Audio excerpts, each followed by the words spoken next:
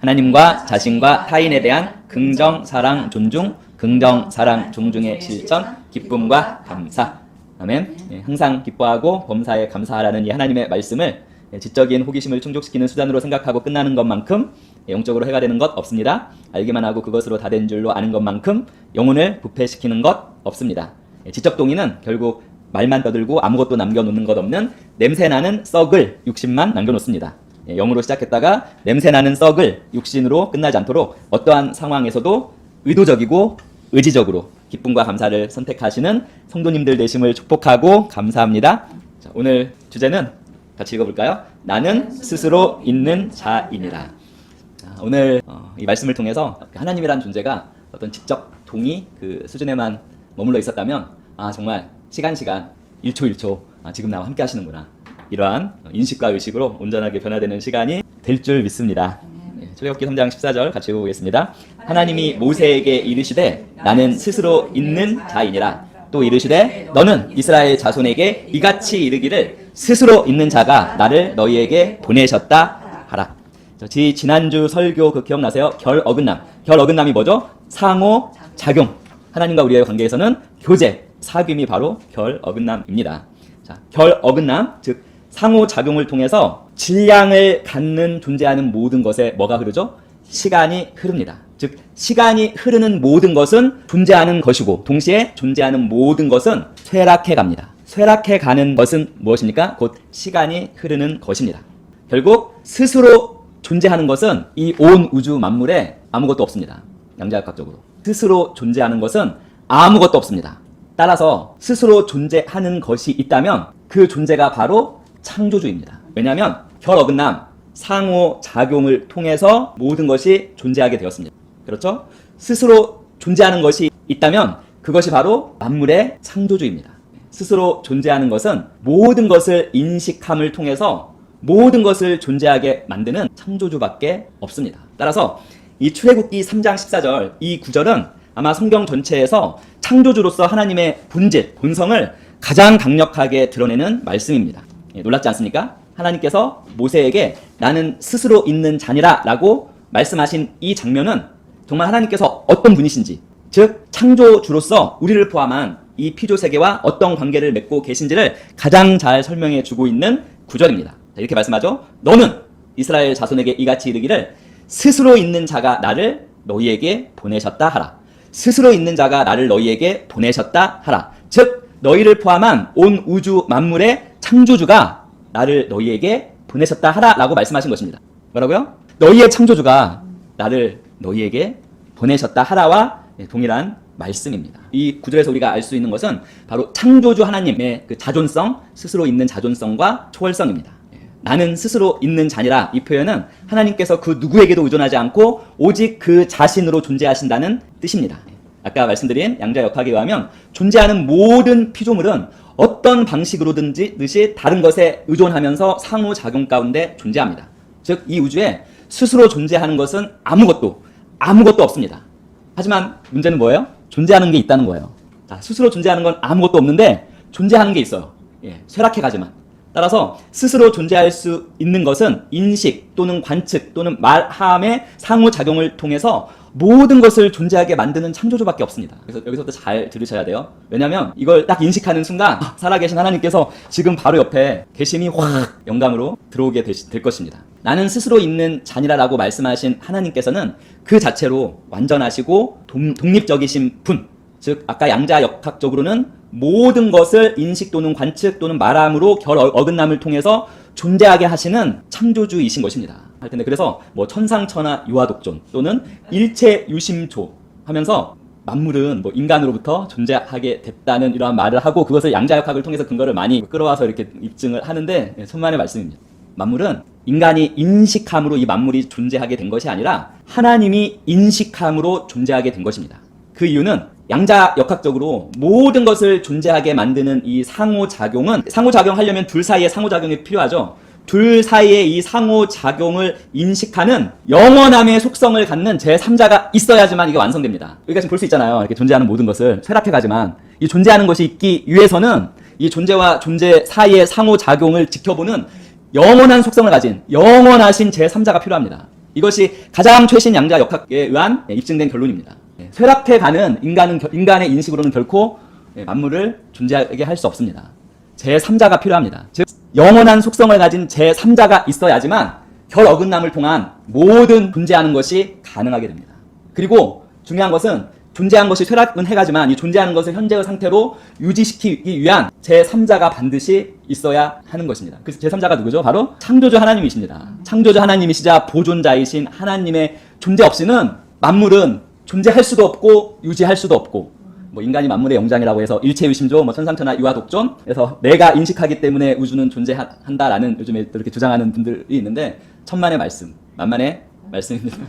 만물이 존재하기 위해서는 영원한 속성을 가진 제3자, 만물이 창조되고 존재하고 유지되기 위해서는 제3자가 있어야지만 완성됩니다. 따라서 하나님은 바로 그 영원하신 속성을 가진 제3자이십니다. 그래서 양자역학적으로 말하면 하나님은 시작도 없고 끝도 없고 모든 존재하는 것의 근원, 즉 창조주이시자 모든 존재하는 것을 보존하는, 유지시켜주시는 분이십니다. 10의 500승분의 1의 확률로. 이 하나님의 창조주로서의 본질을 가장 잘 설명해주는 구절이 또한 바로 요한복음 1장 3절입니다. 읽어보겠습니다. 만물이 그로 말미암아 지은 바 되었으니 지은 것이 하나도 그가 없이는 된 것이 없느니라. 최신 양자 역학에 의하면 정말 맞고도 맞는 말씀입니다. 하나님은 모든 것의 창조주이시며 하나님 없이는 아무것도 존재할 수 없고 또한 그 존재를 유지할 수도 없습니다. 결어긋남, 상호작용은 두 존재 사이에서의 상호작용으로 존재할 수가 없고 영원한 속성을 가진 제3자가 필요합니다. 이 하나님이 모든 존재의 근원이자 모든 존재를 유지시켜 주시는 분이라는 것을 양자역학이 완벽하게 오늘날 설명해 주고 있습니다. 우리가 양자역학을 이해는 못하지만 양자역학의 결과인 핸드폰, 스마트폰은 모두 다 가지고 있습니다.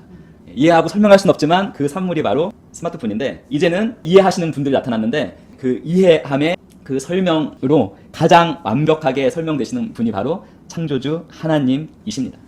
이 말씀은 동시에 또 하나님의 초월성을 나타냅니다. 즉 하나님은 우리가 상상하거나 이해할 수 있는 범위를 당연히 초월하시는 분이십니다. 이사야 55장 8절 읽어보겠습니다. 이는 내 생각이 너희 생각과 다르며 내 길은 너희 길과 다름이니라. 여호와의 말씀이니라. 하나님의 생각과 길은 우리의 것과는, 그러니까 창조주와 피조물의 그 생각과 길은 근본적으로 다릅니다. 우리는 유한한 존재입니다. 쇠락해 가고 있는 존재입니다.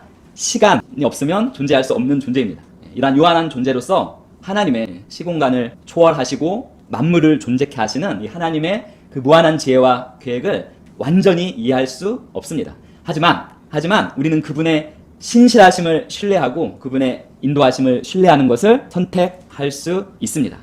양자역학의 세계에서는 일상적인 우리의 모든 상식이 통하지 않는 도전을 받고 존재의 근본적인 불확정성과 가능성이 주어진다는 점에서 아주 놀라운 통찰을 제공하는데, 이게 이중슬리 실험이거든요. 양자역학의 기본 개념 중 하나인 파동과 입자의 이중성이 있습니다. 빛과 같은 기본 입자들은 때때로는 입자죠. 그리고 때때로는 파동으로 행동합니다. 이는 고정된 실체가 아니라 상황에 따라 다양한 모습으로 존재할 수 있음을 보여줍니다. 자, 인식할 때, 관측할 때 존재하지 않았던 파동 상태는 질량이 없고 존재하지 않습니다. 그리고 시간도 흐르지 않습니다. 쇠락하지 않습니다. 하지만 인식하고 관측할 때, 하나님께서 말하실 때 파동이어서 존재하지 않던 입자들이 존재하는, 질량을 가진, 존재하고 쇠락해가고 시간이 흐르는 입자가 됩니다.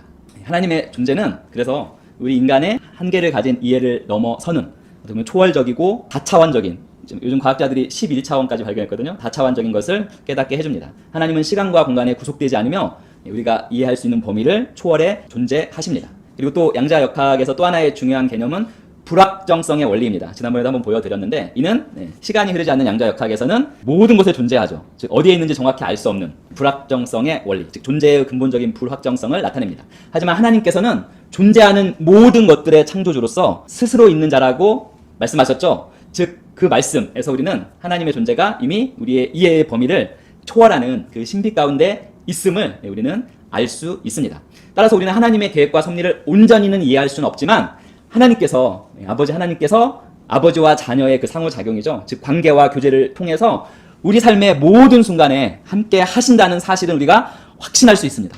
그 상호작용 없이는 우리가 존재할 수도 없고 존재를 지속할 수도 없습니다. 하나님 없이는, 양자역학적으로 하나님 없이는 우리가 처음부터 존재할 수도 없고 존재해서 지속할 수도 없습니다. 즉 우리가 존재한다는 이 자체는 하나님께서 항상 우리와 함께 하시면서 상호작용, 끊임없는 그 상호작용을 우리를 알아차리고 있다는 의미인 것입니다. 우리가 하나님을 알아주는 것과 아무런 상관없이 하나님은 끊임없이 우리를 알고 계시기 때문에 우리가 지금 존재하고 살아가고 있는 것입니다.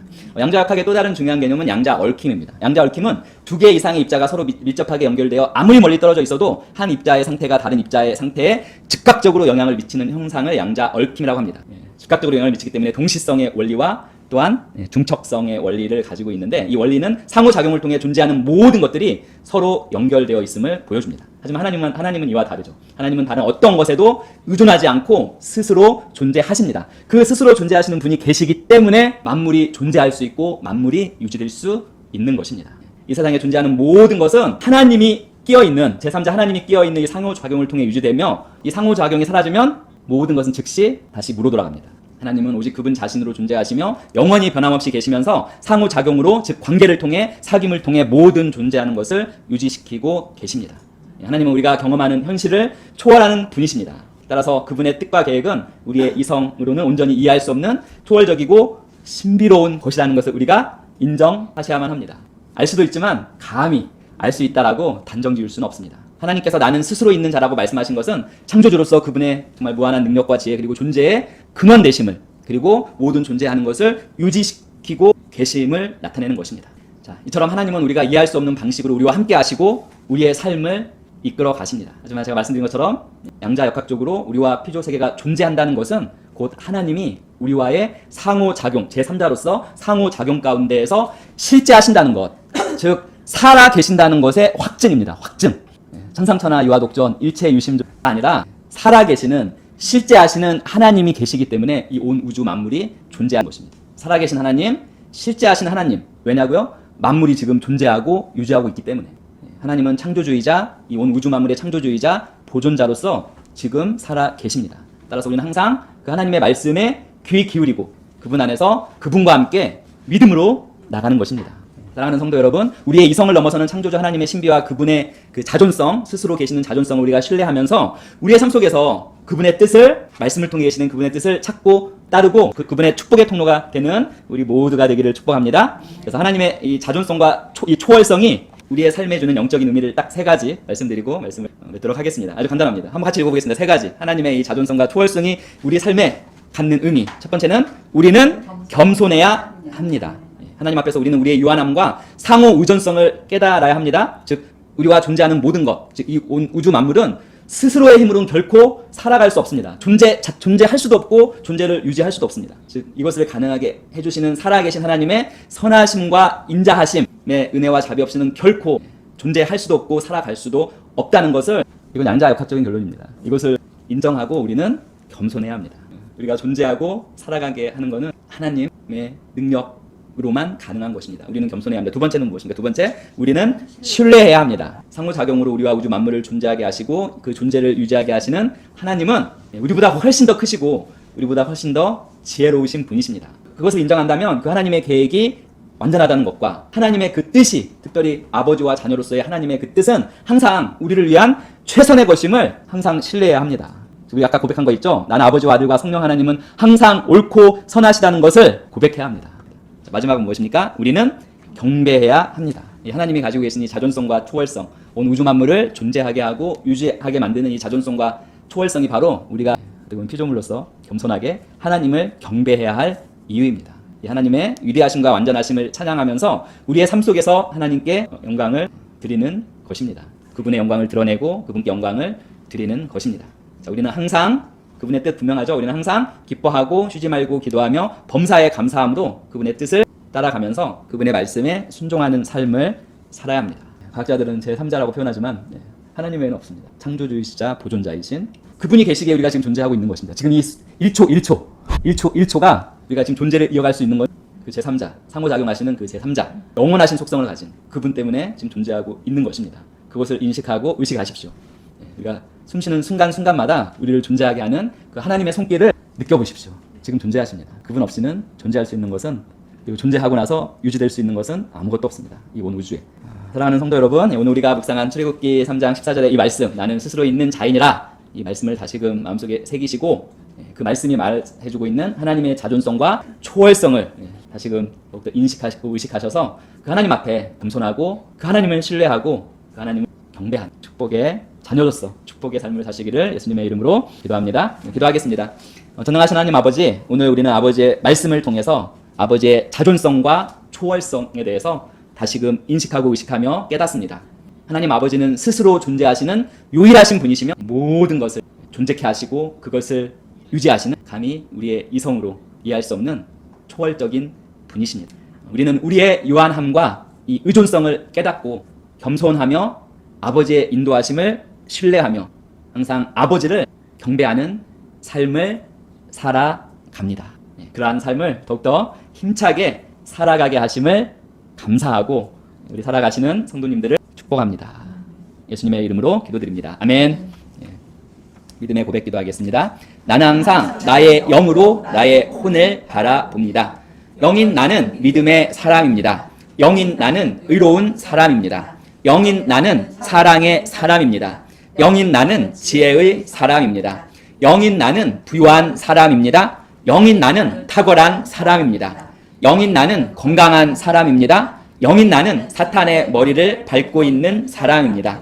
영인 나는 영혼 구원자 축복의 통로입니다. 영인 나는 예수님의 이름으로 승리 가운데 걷습니다.